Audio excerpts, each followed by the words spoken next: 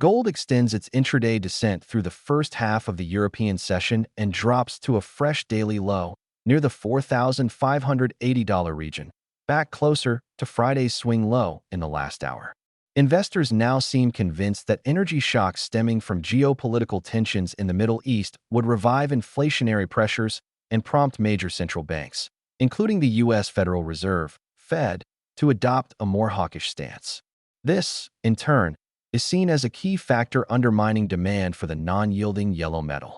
U.S. President Donald Trump announced a plan to guide ships stranded in the Gulf through the Strait of Hormuz under a project called Project Freedom, and also warned that if this process is disrupted, it will be dealt with forcefully. Top Iranian lawmaker Ebrahim Aziz said that any U.S. interference in the strategic waterway will be considered a violation of the ceasefire. Adding to this, Iran's Islamic Revolutionary Guard Corps, IRGC, accused the U.S. of failing to honor agreements and said that renewed hostilities are likely. This casts doubt over diplomatic efforts to end the war amid a lack of progress in U.S.-Iran peace talks and helps limit the downside for crude oil prices. This comes on top of the U.S. macro data released last Thursday, which indicated that inflation accelerated in March and reaffirms expectations that the U.S. central bank could keep rates unchanged well into next year. Furthermore, the Fed's decision to hold its key policy rate unchanged at 3.50% to 3.75% saw the highest number of dissents since 1992, with 3 policymakers voting against the accommodative tone in the policy statement.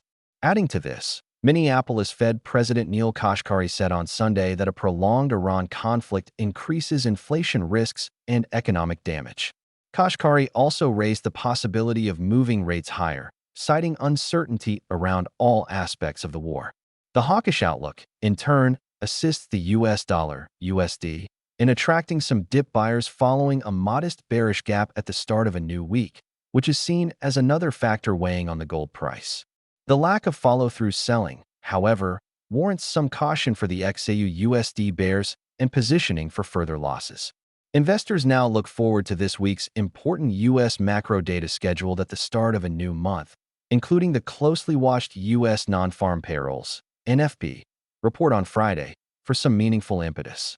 Nevertheless, the aforementioned fundamental backdrop suggests that the path of least resistance for the precious metal remains to the downside. Gold bears might aim to retest April low near $4,510. From a technical perspective, the moving average convergence divergence, MACD, remains below the zero line with a negative reading on the 1-hour chart and hints that downside pressure persists. That said, the Relative Strength Index, RSI, at 49.60 is broadly neutral. Hence, a clear drop through the $4,600 mark, or the 23.6% Fibonacci retracement level of the downfall from the April swing high, is needed to back the case for deeper losses toward the broader structural low anchored near $4,512.28.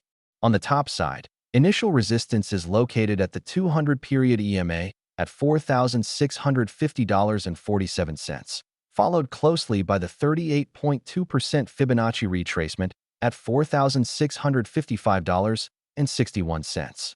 A sustained strength above this cluster would expose the 50% retracement at $4,699.88 and the 61.8% level at $4,744.15, ahead of higher barriers at $4,807.19 and $4,887.48.